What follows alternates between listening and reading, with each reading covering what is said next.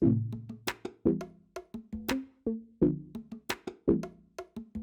everyone, this is Caesar. This is episode 68 of the Miami Tech Pod. This is a big one.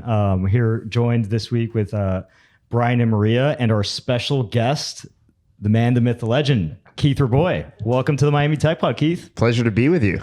Yeah, this is an exciting episode. I feel like it's almost better that we did this, 68 episodes in. You're settled into Miami. The economy may be collapsing. Who knows? But let's kind of start because there's so many people that, really are building companies here. There's a lot of operators who are listening to this podcast. I want to understand some of the big lessons that you learned, operating at a high level at some of the most important companies in tech in Silicon Valley. And let's dive into that, chapter of your life, right? You started, you were an executive at PayPal. How did walk us through how that came about? How did you land that job tactically? How was that conversation? Hey, I want to go run, biz dev, public affairs and communications with, Peter or whoever it was at the time. Yeah. So I joined PayPal in November of 2000. Peter Thiel had returned as interim CEO of PayPal on September 25th, 2000. And my first startup that I was ever involved in was starting to show signs of failing because the internet bubble was starting to collapse earlier in 2000, late March and June of 2000. So after Peter returned as CEO, I sort of called him just asking for advice. Peter and I had known each other since literally the first day of my freshman year of college at Stanford. And I asked him, what do you think I should do? This company, the CEO is not being decisive enough in making decisions. We're going to, eventually run out of money, and there are some strategies that might work. But the problem with the 21-year-old CEOs, they sometimes, get whiplash and don't make decisive decisions. So I was just getting frustrated. And so Peter said, direct quote, I could introduce you to lots of people in Silicon Valley, but you should just come to work for us. And at the time, that was PayPal. The us was PayPal. And I thought, well, there's this kind of crazy bunch of misfits sitting in Silicon Valley, but at least I know a few of them from college. Why not? And so I want to talk about business development roles in tech, right? Because this is somewhat of a mystical kind of area where it's not super defined. It means a lot of different things in different companies, right? But for the most part, the people that we've seen in the largest companies that have led, really important BD work have an accelerating effect on growth, right? Was that the case on your work at PayPal and LinkedIn in particular? Well, business development back in the internet bubble days actually used to be a cool, trendy job. And then a lot of people blamed the collapse of internet bubble companies on this sort of pseudo biz dev roles that you weren't really creating value, and that there's a lot of these people running around doing deals that weren't producing value and traction, certainly not measured in marginal economics. And so it became a very uncool, unsexy role, job title. You didn't actually see many people with biz dev titles floating around. And to some extent, the logic of that made sense. Is really you want to innovate with product engineering, design, and you want sales. So biz dev sometimes is a euphemistic version of sales, although strictly and correctly defined, it's actually not sales. So that was just one of 7 or 8 things I did at PayPal, but I wouldn't necessarily recommend it as a career in technology. Because I do think that often the critique that says biz dev is sales without quotas is more true sometimes than false. And so I think you want to build a career based upon a craft where there's very tangible, concrete value. Now, there are exceptional biz dev people, and there are extraordinary times and circumstances when a relationship with another partner or a large partner can really unlock value. But those are the exceptions, not the rules. Typically, you want a role where every day, every week, every month, you can add value. How do you think that stint at PayPal and LinkedIn sort of formed your thinking later on for all the stuff you did after? Well, most of the important stuff I learned, in philosophy, conceptually about building startups successfully, I learned from Peter Thiel mostly at PayPal. So 2000, 2001, 2002, maybe a little bit 2003. And just applied them. Took 10, 15, 20 years for them to seep into my brain to develop the muscle in terms of applying them. You can understand a concept maybe, but it doesn't mean you can actually execute it. I can understand why Steph Curry is a good basketball player. It doesn't mean I can actually replicate it. So there's a lot of truisms that Peter taught me that logically made sense, but then I had to learn to apply them. So for example, the first week I worked at PayPal, Peter and I went for a jog around the Stanford campus. It's about a 3.5 mile loop. And we talked about certain principles of building a company. one of them was about this philosophy of hiring undiscovered talent, that the way you build a company from scratch to success is you have to hire people that other people don't want to hire, that they don't know how to assess. And so you can state that, and the logic behind it made sense to me. But that didn't mean I could go find undiscovered talent, correctly assess them, calibrate them, and help mentor them. That took years to learn how to do, and then prove that I could do it. Do you think that that last point, do you think that has helped you here in South Florida? Oh, of course. I mean, I don't hire people that are conventional hires. Like, I don't want people that Google, Apple, Amazon want to hire. I want people that have less data points on their LinkedIn these days. So these large companies don't know how to assess them, or they have something about them that's disruptive that large companies wouldn't want to hire them. It makes a lot of sense. I mean, for a lot of the talent pool here in South Florida, they suffer from the lack of those data points, but have other sort of non-traditional data points in their background. Sure, but you need you need to find exceptional people. Like company building is around finding extraordinary people, and so you still need to be able to find people who are extraordinary and have the potential to be super extraordinary, and be able to assess them correctly, and assemble them and marshal them together, and mentor them. And none of the steps are easy. Do you think that's something that only like time will really help you learn? No, time will manifest, evidence of whether you can do it or not successfully. You need to find a technique that works for you. You can learn from osmosis, the handful of people who are good at it, and try to replicate. But what I've also found is the people who are exceptional at this have sort of their own version of it, and you have to kind of curate it, create it, refine it for yourself. So for example, in my case, at PayPal, I actually was not very good at it initially. The hires that I introduced into the company initially were what I call random, meaning some perform well, some perform mediocre, in a kind of mediocre way. And so I didn't have the best reputation initially for hiring. Like, I was not perceived to be perfect at my hiring of like undiscovered talent. What I learned to do after making some mistakes and realizing I wasn't quite good enough at this is I started poaching people internally. So I looked around the company of about 254 people and found people that I found were more talented and were being under leveraged, and would convince them and persuade them to switch to my team. And that worked really well. It had significant benefits right away, business impact. My peers and my ultimate direct report managers recognized it pretty quickly that this was an effective strategy. So that taught me a key lesson, which I could actually recognize the under-leveraged talent correctly, and I could manage them effectively. But what I couldn't do is meet strangers in an interview process and correctly calibrate them. So it isolated the one variable that I needed to learn, because you can't steal people forever. Definitely people start noticing when you're stealing people from their teams all the time. What was a day, a day in the life of the COO of Square like? A lot of meetings, truthfully. We had a very structured process for reviewing strategies, product launches. We'd have hour-long reviews with very carefully prepared decks, keynote decks, designed to elicit feedback and approvals. So most of the week was consumed with that. There'd be a fair amount of interviewing. So I interviewed, most people that got offers. Virtually nobody was approved to be hired that wasn't interviewed by either Jack or me or both. So there's a lot of interviews. And then I tried to allocate a reasonable amount of what I call unstructured time.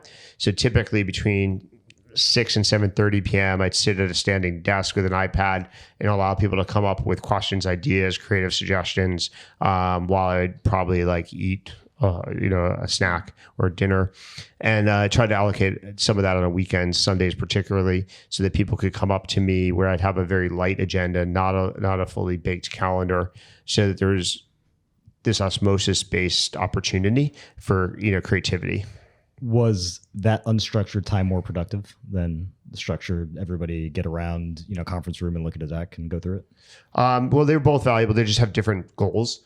So you want to allow for random ideas to percolate, and you want to allow some riffing on some ideas, and that can't be done as well in a structured, very, very orchestrated, prepared deck and prepared agenda.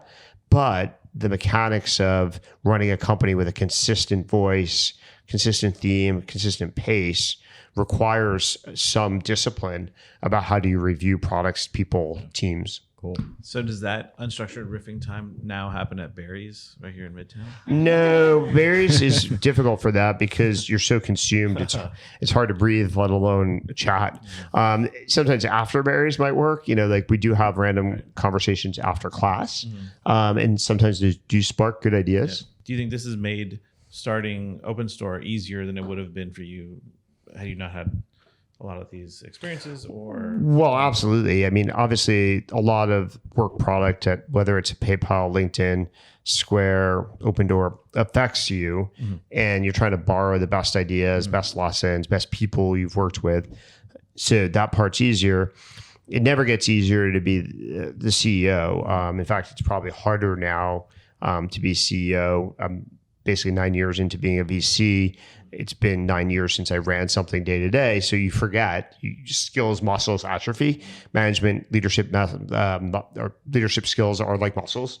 And if you don't do them for a while, they definitely decay. There's a lot of devils in the details stuff. So now kind of entering my second year as CEO, there's definitely things that are starting to come back to me slowly that I probably would have been better at in 2013. So for the three folks in Miami who don't know what an Open Store is, like how would you pitch it to them? So Open Store provides instant liquidity to long tail Shopify merchants. Basically, if you start a business on Shopify and you're not one of 4 or 5 that are appropriate for with explosive growth, appropriate for venture capital, you have to decide, are you going to run this business forever? And many people want to start a business and the business can be thriving, but they don't have 40 years desire to run a business. So we will instantly evaluate just using pure data and the business, give a fair offer to the business owner and buy out the business owner and pay them within a month. So is the idea eventually to expand beyond just Shopify stores to? Well, I don't know. Shopify has been the dominant e-commerce platform that's emerged over the last decade. So we will buy a business that has 50% or more of its sales on Shop. There are some other platforms that compete with Shop, but they're only going to add like 10 or 12% to the addressable market. It's easier to underwrite, right? Well, we have a consistent integration. Like we can get data from one of 12 different sources. Like we need Shop data, we can get like Stripe data or ad data. Obviously you can have more platforms, just more integrations, more permutations. How big do you think it's going to get? That's how well I do my job. Yeah, that's why we're asking. Do you think, okay, let's ask this question. Is Open Store going to be the Miami startup started within the last 2 years that reaches $1 billion in revenue and 500 employees fastest? Maybe. I hope so. But we funded other companies here in Miami at Founders Fund. One's run by a very close friend of mine. So hopefully Rabois is equally there the same day, and then Mike and I won't have to fight about it. Great. So you're talking about kind of scaling, and you've been very vocal about Open Store being built here and everybody being in person. Have you seen any challenges with recruiting talent, and for our listeners, what roles are you currently hiring for? Yeah, so no, recruiting people to work in person is a feature, not a bug. Most people who want to grow their careers, be professional, successful, learn by osmosis in unstructured environments, and you can't replicate that in a remote environment. So if you're going to hire undiscovered talent, the only way undiscovered talent can thrive is in a culture that's in person. So I mentioned Traba, run by my friend Mike. They're also in person every day in Miami. And so we find it really easy to attract talent. We've moved talent from all across the globe, but mostly in the United States, from New York, LA, Chicago, a lot from the Bay Area, escaping Alcatraz. But we hire from anywhere. We've tried, we have some visa issues. We've hired some from Latin America. We've tried to get some from Canada, but obviously there's immigration restrictions, but we're pretty aggressive about getting talent to move to Miami from anywhere. Let's shift to investing. Are you doing zero deals these days? Pretty much. I haven't led a new investment in a company that's not in the current portfolio in calendar year 2022, which may not seem that crazy or different for many VCs, but last year, so 2021, by contrast, I probably led something like 13 new investments. So halfway through the year now, 13, which would have been 6 or 7, to 0 is basically statistically significant. What advice are you giving to founders, both inside the portfolio and outside, in terms of preparing for this potential or Well, pretty certain inside the economic portfolio, it depends on a lot of variables. I have access to, their data. Depends on how efficient are they running the business today. There's companies that are very efficient. They have attractive unit economics. They have fast payback. They have moderate burns. There's other companies that have, run hot, meaning with high burn rates or moderately unattractive marginal economics, and they have to fix those really fast. Like, you need a zero defect business pretty quickly. You need to basically be able to prove that the marginal economics work and that they accumulate advantages over time and get better, and then they translate to an interesting company financially eventually. You don't have to have an interesting company financially in the beginning. In fact, you probably shouldn't. It should be based upon product metrics that turn into financial metrics, but you're going to need to produce ultimately a profitable company that eventually mints money. And so the faster you get on that trajectory with the proof points you need, the better off you're going to be. In the portfolio, we have doubled down on several companies in the portfolio. So when I'm talking about not financing new companies, I mean new companies. There's 3 to 5 at least companies in the portfolio this year that we've helped catalyze a new round for, and we will do that where there's a high leverage opportunity. Meaning, if I can invest $4 million and then another 4, 5, 6, 7, 8, 9, 10 million materializes from other investors, that's a great opportunity for the company to get enough resources to achieve their next milestone or two. So you've invested in a few Miami companies now. Do you see any stark differences between the founders that were kind of been in Miami for a bit versus ones outside of Miami? Or so in the companies, so we have about 3 significant investments in Miami, built from the ground up companies in Miami. And then we have about 5, 6, or 7 companies that have moved to Miami post other financings. The ones built in Miami, one of the 3 is our local Miami founders, Lulu.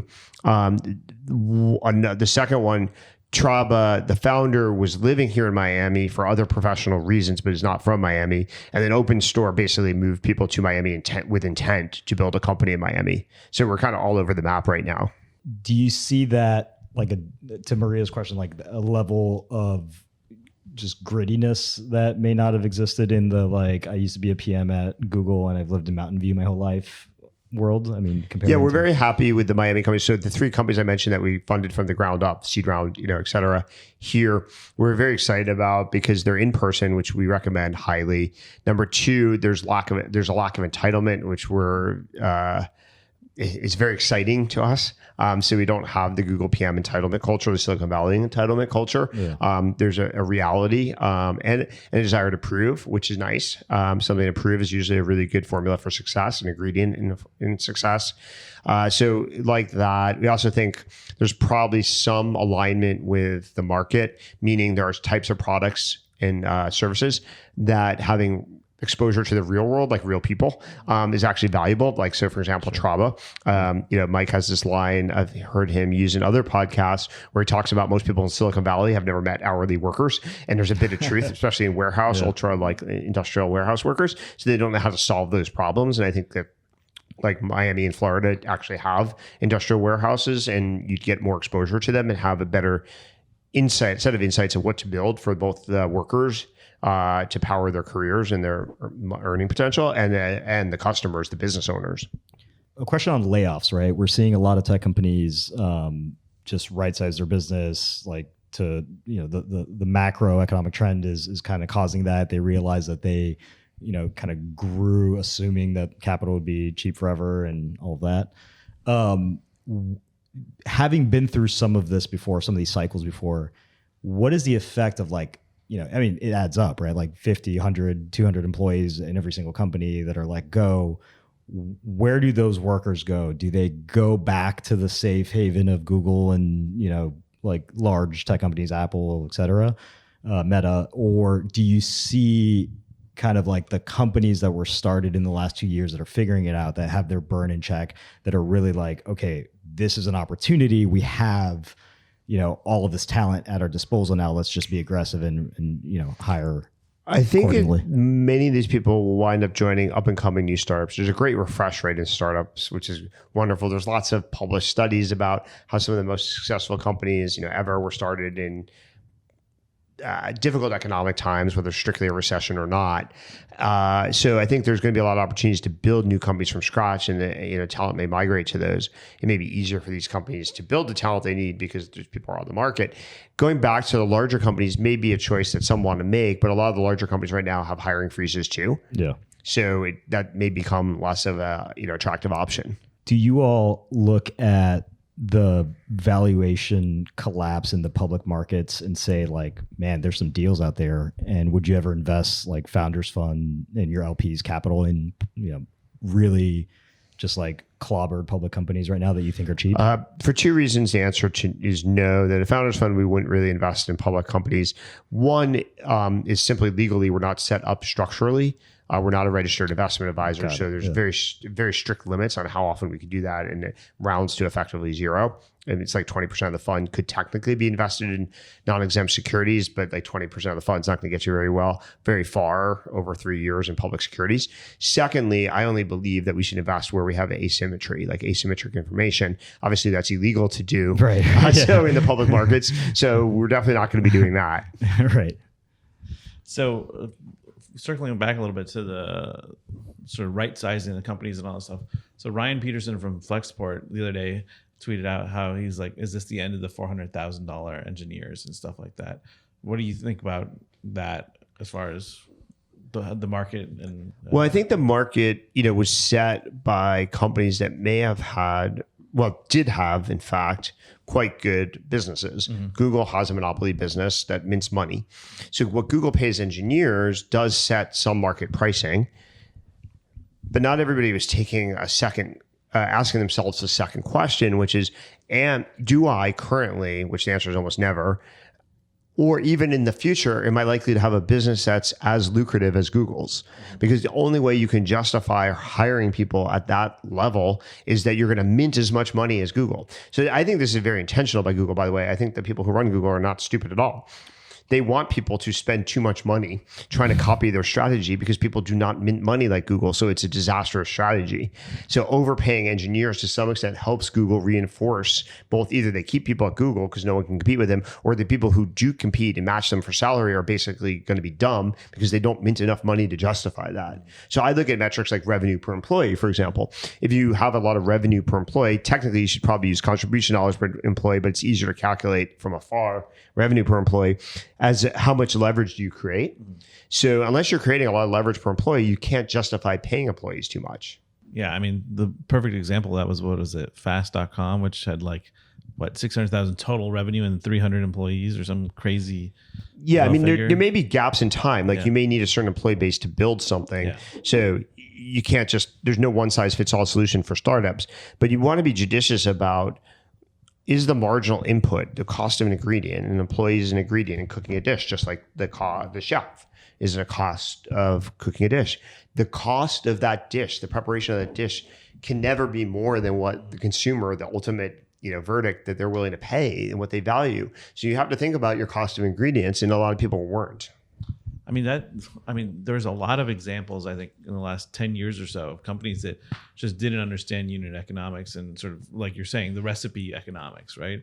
And so they were like, well, we'll make up the money on the back end somehow, right? And there was no fucking back end, right?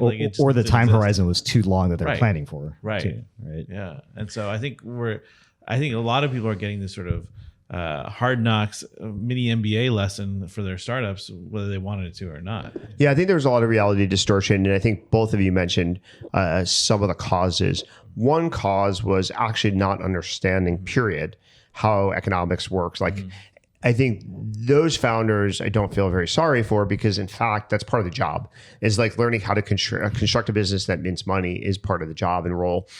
So I've always given what I think to be very consistent advice over the last decade plus, or 9 years as a VC and 13 years as a board member, or 15 years as a board member, that there's a way to normalize against any economic environment, just how to think about what you're building, what margin you should have, how do you prove that, what's an acceptable payback period, et cetera, et cetera. There's a second question, though, that I think the time horizon is macro, is affected by macro, which is as interest rates go up, the time horizon that people are willing to fund to see progress changes because the cost of discounting time value of money changes. Yeah, so and people may have been willing to wait 3-5 years for proof points. Now they're not willing to wait more than one. Right. And every, disperser of debt has a different like return expectation in like great, boom economies versus not. Yeah, the cost of oxygen. Just imagine. I mean, the metaphor I've used for 8 years now is just imagine every time you take a breath, there's a price on oxygen. You would think about, well, should I go jogging outside today when it's 90 degrees because that'd be a very expensive run, versus like now oxygen's free and plentiful, so you don't calculate it at all. I'm really curious about your thoughts on Tiger Global. They pursued a strategy that works in a very hot, sustained market. I tend not to, and we at Founders Fund don't believe in timing markets. We believe in finding extraordinary founders who want to change the world in a positive way, and they're going to do it come hell or high water, and then they have to adjust their strategies depending upon the cost of capital. But we're not market timers. But if you can imagine the heritage of Tiger, they are market timers by public domain. They try to apply that. And had they applied that strategy 5 years earlier, a lot of people would have thought they looked brilliant. Yeah, it's just that there's only 2 or 3 years left in a cycle before the world changed back to normal. Actually, we're not in a bad economic environment now. By any historical standard in technology, over the last 40 years in technology stocks, things are trading at normal multiples, meaning the average. So things can get a lot worse too. But we build our businesses here at Founders Fund to be very successful in an average market environment, or ideally even in a bad market environment. What is a normal multiple? Let's call it 10x, a 10x like EBITDA, 1 year. But there's like lots of graphs you can look at. Over the last 40 years, actually, the average is probably 8.6 or so. You can cut it by different verticals like SaaS versus financial services versus e-commerce, but fundamentally around 10x. When last year, a lot of private deals were getting done, not just at 30x, but there were some at 70 or 80, 100x. Top line. Well, yes. I mean, true revenue, let's say. Okay. Yeah. Not like, Uber, not gross bookings or something like that, but actual revenue. But still, that's just an inappropriate multiple over a 40-year horizon. I only use community adjusted EBITDA. What a guy! I guess it depends on who your community is. Right. So Keith, you've been here in Miami almost 20 months now? Roughly? Yeah, I moved December 10th to 2020. Not that I'm counting.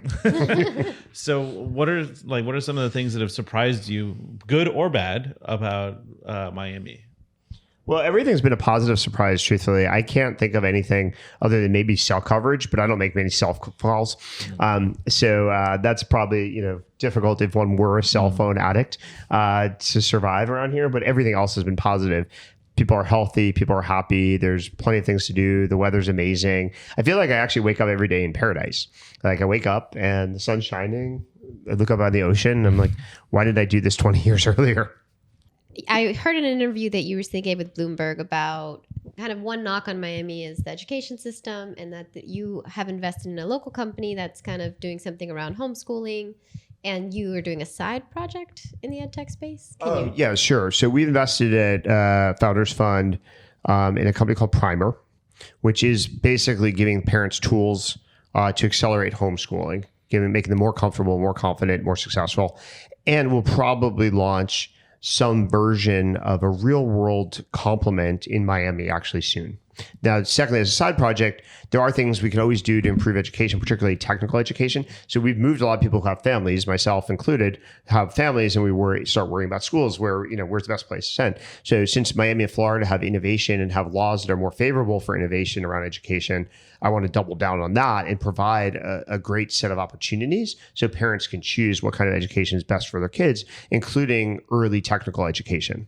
In many ways, the guardrails there are regulations, like you alluded to, and even though this is one of the more school choice friendly states, it's not perfect, right? There's still a ton of bureaucracies in school districts and DOE, et cetera. Shifting to that, I've heard you say that your asymmetry in doing deals is that you're a lawyer, you understand policy, government, the world. you have been able to really understand ahead of time, like the regulatory risks that companies face, and ed tech companies are no different, but there's some you've invested in that are in like deep regulated areas. Do you think that that's an area that founders, operators, people that are building companies underappreciate? It varies. So financial services, healthcare, education are all canonical examples of heavily regulated parts of the world. And I think there's founders in those fields that definitely understand the risk they're confronting and actually can manipulate it successfully. To build a moat. Some complement themselves with the appropriate people that can help them navigate correctly and build moats, actually. So I think there's opportunities where there's a lot of regulation. Like Palantir is an example. Yeah, sure. I mean, there's lots of, or Anduril, like in the Defense Department, is a major important company for Founders Fund, really helping save the United States in the future. And so I actually, as an ex-lawyer, though, like things that have natural legal and regulatory risk, because I feel that most of my competitors certainly won't calibrate it themselves in their own brain, which is a mistake, and then B, may not calibrate it correctly as a result of that. So I can do the legal and regulatory analysis in my own brain and then make a decision that combines business risk with legal risk. And I like that. I also can help often solve it. So there's several companies where I'm very actively involved in the regulatory legal strategy, because there are some parts of law I actually know something about still, despite 20 years of not practicing law. It's amazing. Amazing how you don't forget certain things. Sure. So I like the idea that there's an asymmetry I can create. It's not my primary asymmetry. It's one. I still prefer to back sort of undiscovered talent. So my ideal investment day in pitch is someone walks in that I've never met before with a keynote deck and pitches me about an unlaunched product, talks about the vision, the potential, and the team. And I'd love to write a seed check. That is still my favorite thing to do. It may or may not have legal risk, but more what I'm doing is calibrating the quality of the team and the founders. Because then you're invested at a level, and then you really dive in at that point. So I think there's two reasons. One is I think I have asymmetric ability in assessing the team. So I'd like to compete when there's no metrics, because once you get metrics, a lot of investors are smart and they can look at the metrics just as well as I can or better. Second, I think sometimes you can have positive impact by investing early. There's a lot of unnecessary mistake founders make. The grass isn't always greener, and you can just point out there are alternatives or there are trade-offs and make them intentionally.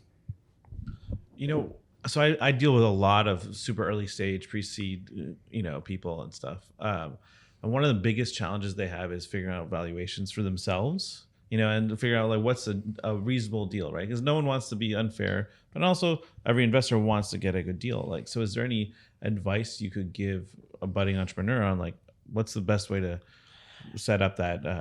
Honestly, there's no magic, especially to early stage valuations. Yeah. They're much more art than science. There is no scientific formula. I think to some extent it is a market, willing buyers, willing sellers, like is fair, by definition. I was mentioning to a colleague recently, someone was asking me when I'm going to be excited about reinvesting in seed rounds. I said, well, when someone walks in with the next Airbnb at 3.5 million post, which is what I invested at, I'd be very excited. Like they'll get a check right now. Right. So, you can build one of the most important companies in the last 50 years at raising money, 500K total round at 3.5 million post. So sometimes founders, are not thinking about the opportunity the right way either. But yeah, we think about it in terms of risk reward. How we technically price something or value something is, mostly a comparable situation where we look at the last 5 or 10 companies that kind of felt like similar stage and what was the market pricing for them. But again, that's kind of a finger in the wind art. Right. If I was a founder, I would choose on every other dimension anyway. I would choose who do you want to work with? Who can you learn the most from? Who can you get the best advice from? Who can help you the most? And then the valuation should be in a zone of fairness, but you're not really optimizing on that variable at all. They are coming back down as far as I can tell. I saw a tweet this morning from someone who's pretty knowledgeable that said, they're seeing valuations for seed rounds back in the 7 to 10 post range, which is much more reasonable than the 12, 15, 20 range. For those who are investors, there's new funds launching every day. How does a fund set themselves apart? Well, I don't think there's going to be a lot of new funds launching every day anymore. I think that's an artifact of history of interest rate environments, everything up and to the right. I think you're not going to see many new funds at all. In fact, most of the funds I think will struggle to raise a second or third fund. A lot of them were propped up by either artificial valuation markups, and they're going to have to confront reality. And then number two is the LPs that traditionally fund these funds are sort of now overexposed to venture because their private portfolio has decreased by 20, 30, 40, 50, 60, 70, 80, 90%. So they have to take that proportion back down. So I think being an emerging manager it's not going to be particularly attractive for all but a very small handful of folks. These people who want to aspire to be VCs probably would be better off joining a fund and learning by osmosis for 2 or 3 years. And then the environment may change, but also they'll be better at the job, I suspect. But the best advice typically, if one were to start a new fund, is what is my value proposition?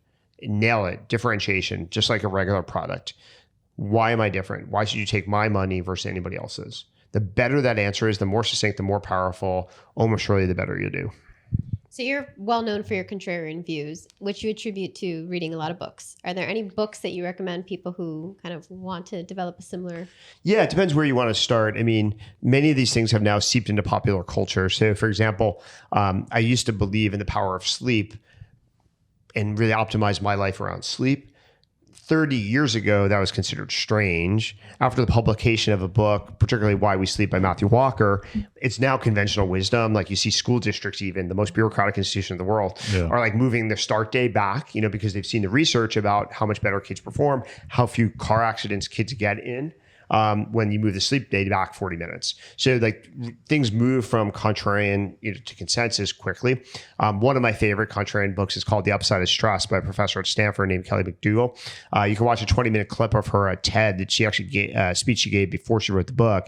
Gives you a feel for it. But it basically argues the more stress you have in your life, the happier you're going to be, the healthier you're going to be, the more successful you're going to be. It's very rigorously argued. I highly, highly recommend it. I feel that every day. Stress and happiness. That intersection for sure. I mean, I think I would add to that. I think it's probably stress and purpose, right? Well, yeah. So it's not just stress. It's how you approach stress. What's the framework for approaching stress?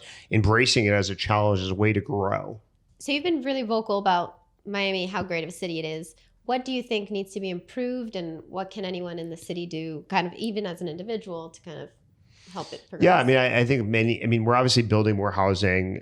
There's 20, as far as I can tell, there's skyscrapers as we look out the window here everywhere. There's 21 like major skyscrapers residentially being constructed right now. There is a gap between supply and demand right now. Everybody wants to move to Miami. Obviously, rents are going to go up until supply can catch up. It's hard to build real estate overnight, but it's being built fast. So that I'm pretty comfortable will normalize. Even now, still, the city's only probably 20, 25% built up. If you just look around like very pristine areas of the city, prestigious areas, Midtown, near where I live on the Venetian Islands, there's vacant lots everywhere. So this city has plenty of opportunity to build housing. So I know it causes short-term stress because just construction takes a year or more. It'll eventually normalize in some equilibrium. It'll still be an affordable city. Education, obviously, we can boost both the primary education, the secondary education, and the advanced education. I care a lot about students learning, children learning math and coding as early as possible. I think one thing that the Soviet Union did do well, or Russians did do very well back in the day, was teach math at a very early age, which is why a lot of the best physics papers and physicists ever created were Russian. It's not like some gene that because you have a Russian gene, you become a smart physicist. It's because you teach math to kids when they're 1 or 2 years old, and that compounds like any other lesson. If you learn math and basic fundamental science at a very early age, you have 50, 60, 70, 80, 90 years to exploit that, and that compounds. So I want like schools that really will challenge kids to advance at the highest, fastest possible rate that they're capable of. Keith Rabois. That was amazing. That was like all time. We could all exhale now. We got through that like very quickly. Like jam-packed episode. Thanks for joining the Miami Tech Pod, man. This is pleasure to be with you. This is really neat. We'll have to do round 2 in kind of a Keith's prediction scorecard. Okay, we'll do the second round, hopefully as fast paced. Yeah, how we're doing in a year. We'll pull up all the tweets in a deck. And you got 32,000 to read. Yeah, that'd be great. Well, thanks. This was an awesome episode, and we really appreciate your time. Cool, thank you. you.